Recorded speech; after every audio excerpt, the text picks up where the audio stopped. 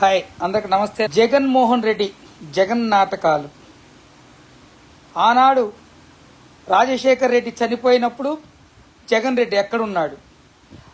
రాజశేఖర్ రెడ్డికి అత్యంత సన్నిహితులు బొత్స సత్యనారాయణ ఆ రోజు ఏం మాట్లాడాడు ఒక్కసారి ఇందామా. మరి జగన్ రెడ్డి కోన్ బ్యాచ్ మాట్లాడాల్సి వస్తుంది. ఇవన్నీ చాలా బాధగా ఉంది. కానీ ఈరోజు అచ్చెన్నాయుడు గారు మాట్లాడితే ఏందో తెగ ఎగరేసుకొని వస్తున్నారు. బొత్స కన్నీళ్ళంట. చూద్దాం. ఆనాడు ఈనాడు బొత్స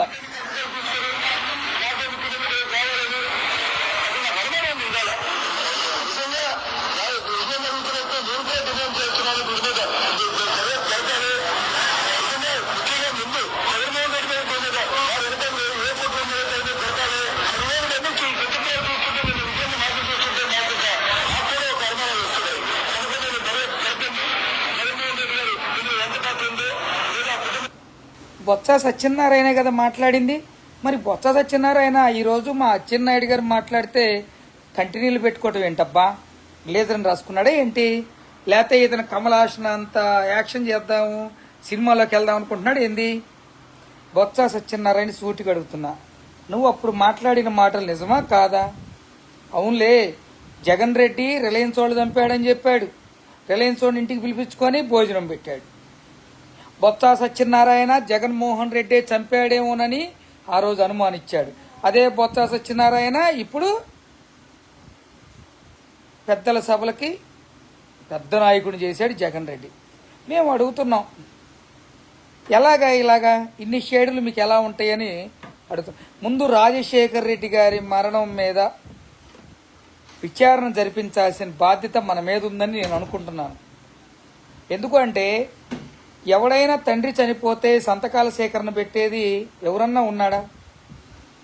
2, తల్లిని ఆస్తి కోసం బయటికి నెట్టేవాడు ఎవడన్నా ఉన్నాడా? అందరూ రకరకాల ఈక్వేషన్ చేస్తారు. కానీ జగన్ రెడ్డి వేరే కదా.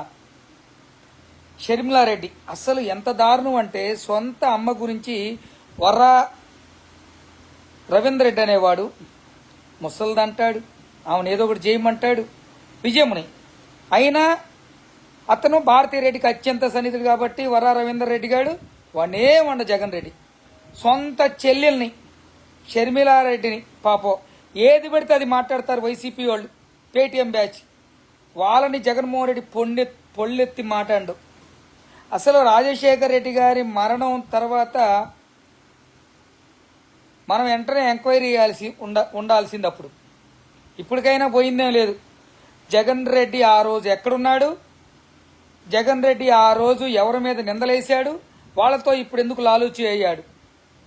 అది రిలయన్స్ వాడు కానీ బొత్స సత్యనారాయణ కానీ ఎవరైనా సరే ఎందుకు ఇలా జరిగింది? దీని మీద సిబిసిఐడి ఎంక్వైరీ వేయాల్సిందే. నాకు కూడా అనుమానాలు వస్తున్నాయి. జగన్ రెడ్డే రాజశేఖర్ రెడ్డి గారిని ఏమన్నా చేశాడేమోనని ఇప్పుడు అనుమానించాల్సి వస్తుంది. లేకపోతే జగన్ రెడ్డిని అలా అనేవాళ్ళం కాదు.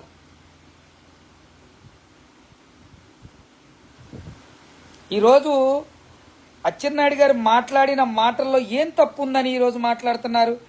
బొత్స సత్యనారాయణ ఎందుకు ఏడుస్తున్నాడు ఒకసారి ప్రజలు కూడా ఆలోచించాలి. మరీ ముఖ్యంగా రాజశేఖర్ రెడ్డి అభిమానులు ఆలోచించాలి. రాజశేఖర్ రెడ్డి చనిపోయాడు. రాజశేఖర్ రెడ్డి మరణం వెనక ఎంతమంది పాపం సాధారణ మరణాలు కూడా రాజశేఖర్ రెడ్డి చచ్చిపోయాడు కాబట్టే గుండె పగిలిందని చచ్చిపోయారన్నారు. ఓకే, అది అడ్డం పెట్టుకునే జగన్ రెడ్డి పాదయాత్ర సానుభూతి యాత్రలు చేశాడు. సరే, అది ఎవరు నమ్మలేదు, అతనికి ఇవ్వలేదు. రాజశేఖర్ రెడ్డి మరణం మీద ఇప్పుడు మాత్రం అనుమానాలు గట్టిగా వస్తున్నాయి.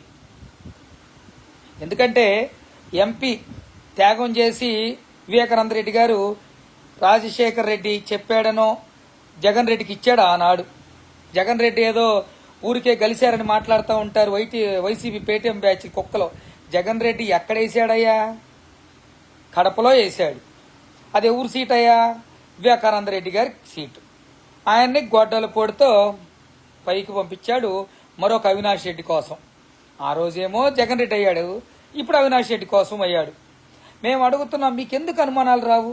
నిన్న ఏబిఎన్ రాధాకృష్ణ మాట్లాడితే ఆయన మాట్లాడినప్పుడు తప్పేమో అనిపించింది. కానీ ఇవన్నీ చూసిన తర్వాత అయినా ఏబిఎన్ రాధాకృష్ణ గారు ఒకళ్ళని ఏమైనా పెట్టి మాట్లాడా?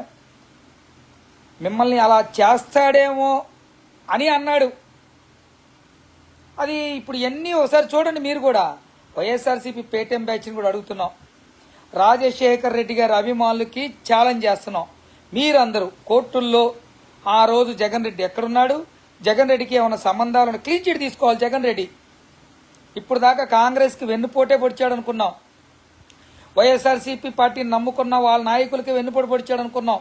లేదా వైఎస్ఆర్సీపీ పార్టీకి ఓట్లేసి గెలిపిస్తే వాళ్ళకి వెన్నుపోటు పొడిచాడు అనుకున్నాం. కానీ వాళ్ళ బాబాయికి గొడ్డల పోటు వేసాడు అనుకుంటున్నాం. వాళ్ళ అమ్మని కేసు పెట్టి బయటికి నెట్టాడు అనుకుంటున్నాం. వాళ్ళ చెల్లిని ఎలక్షన్ కోసం తిప్పి రాష్ట్రం మొత్తం ఆమెని బయటికి నెట్టాడు అని అనుకున్నాం. కానీ ఈరోజు అసలు రాజశేఖర్ రెడ్డి గారి మరణం మీద అనుమానాలు వస్తున్నాయి. ఈరోజు ఇవన్నీ కూడా వైఎస్ఆర్సీపీ రాజశేఖర్ రెడ్డి అభిమానించే వాళ్ళందరూ కూడా అనుమానాలు రావాలి. ఎందుకు రావు?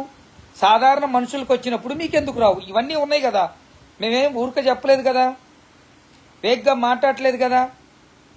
రిలయన్స్ వాళ్ళు అన్నప్పుడు రిలయన్స్ వాళ్ళు ఇంటికి రాణిస్తారని ఎవరన్నా సరే మన పగోడు వస్తే ఇంటికి రాలిస్తారండి? తండ్రి చంపారని అనుమానం వచ్చిన తర్వాత బొత్స సత్యనారాయణ ఆ రోజు అనుమానం ఉన్న మనిషికి ఎవరైనా సరే సిఎల్పి లీడర్గా ఇస్తారండి? ఎల్పి ఇస్తారండి? ఎవరు? ఇవన్నీ కూడా అనుమానాలు ఉన్నాయి.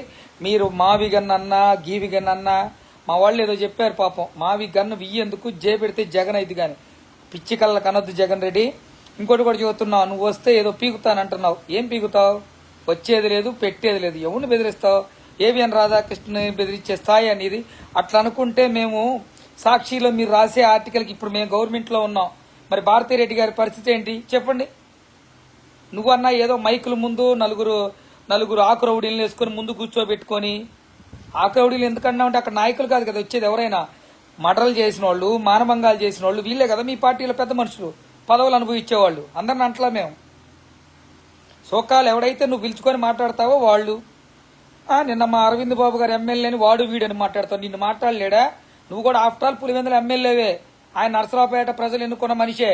నీలాగా ఆయన 5-6 సార్లు పోటీ చేయాలి. అక్కడ ఒక్కసారి పోటీ చేసి ఒకసారి గెలిచాడు. నీలాగా పులివెందులను వదిలిపెట్టి రాకుండా ఉండే మనిషి కాదు. అరవింద్ బాబు గారు కూడా ఒక నికార్సైన కార్యకర్త కోసం మాట్లాడాడు. అది ఏదో అట్లా అనిపించి పబ్లిక్ ప్లాట్ఫామ్ లో మాట్లాడకూడదని చెప్పాం. అరవింద్ బాబు గారి గురించి కూడా నీ మాట్లాడిస్తాయా జగన్ రెడ్డి? ఒక్కసారి పోటీ చేసి ఒకసారి గెలిచాడు ఆయన. నువ్వు పులివెందులు దాటి బయటకు వచ్చి పోటీ చేయి. బాబాయ్ ఎంపీ చేస్తే ఆ సీట్లో హక్కున్న పక్కే ఆడికి పోవాలా. నువ్వు మాట్లాడుతావు, మేము వింటా ఉండాలి. ఇక మీ పిచ్చి జనం ఏమీ తెలీదు. వాళ్ళకు కూడా తెలుస్తుంది. ఎందుకంటే వాళ్ళకి ఇప్పుడు దాకా నొప్పి తగిలిలా. పరదాల పాటు నువ్వు దాక్కున్నా వాళ్ళకి నొప్పి తగిలిలా. నువ్వు ఏది మాట్లాడితే అదే. 3 రాజధానులు అంటే 3 రాజధానులు ఎగురుతారు.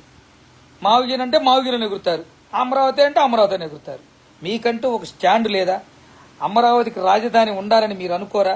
సరే, సీడ్ క్యాపిటల్ ఏముంది? మచిలీపట్నం ఉంది, విజయవాడ ఉంది, గుంటూరు ఉంది, నరసరావుపేట కూడా ఉంది. అంటే ఇప్పుడు ఏమంటారు మీరు? అంటే అవి మీరు రాసినట్ట? ఆల్రెడీ ఔటర్ రింగ్ రోడ్డు ఉంది చూడండి రా ఎదవల్లారా. మీ నాయకుడు చెప్పగానే బలో మరి మావిగా నన్ను ఫ్లెక్సీలు కట్టడం కాదు. ఇందులో సాక్షి ఎవడు రాస్తాడు. ఊర్లో మొత్తం ఫ్లెక్సీలు కలిసినాయి. అంటే ఏడ కలిసినాయి? జగన్మోహన్ ఇంటి ముందు తప్పితే ఎక్కడ ఫ్లెక్సీ ఉందా? సిగ్గు శరం లేకుండా ఆడు జర్నలిస్ట్ అని ముసుగులో ఏది పడితే అది మాట్లాడతాడు. మేము కూడా ఒక పత్రిక మాకు కూడా ఉంది. మేము కూడా ఒక పత్రిక ఎడిటోరియల్ మీ స్పందన అనే పేపర్కి మేము కూడా ఎడిటోరియల్ మేము మాట్లాడొచ్చు, ఈశ్వర్ గారు మాట్లాడినట్టు. కానీ అబద్ధాలు అలా మాట్లాడాం, నికాసుగా మాట్లాడతాం. జగన్ రెడ్డికి ఛాలెంజ్ చేస్తున్నాం. నీవు గనక మీ నాన్న చచ్చిపోయిన దాంట్లో నువ్వు లేవు అంటే నీ అంతకు నువ్వే సిబిసిఐడి కేసు వేయమనో, విచారణ జరిపించమనో, సిట్టింగ్ జడ్జితో విచారించమనో నువ్వే కోరాలి జగన్ రెడ్డి. అప్పుడే నీకు క్లీన్ చీట్ వస్తుంది. వెన్నుపోట్లు ఇవన్నీ అనుకున్నావు, గుండెపోట్లు అనుకున్నావు. ఈ పోటు కూడా ఉందంటే చాలా అనుమానాలు వస్తున్నాయి. బొత్స సత్యనారాయణ గారి మీద ఆ రోజు ఏదైతే మాట్లాడాడో బొత్స సత్యనారాయణ, దాని మీద ఈరోజు మనము సిబిసిఐడి కానీ సిట్ కానీ సిబిఐ వాళ్ళకి కానీ కేసు అప్పగింపాలని కోరుకుంటూ, జగన్ రెడ్డి నువ్వు ఎప్పుడో చూస్తానంటున్నావు, మేము ఇప్పుడే చూస్తామని చెప్తూ రాజశేఖర రెడ్డి గారి మరణం నిగ్గు తేల్చాలని కోరుకుంటూ సెలవు తీసుకుంటున్నాం.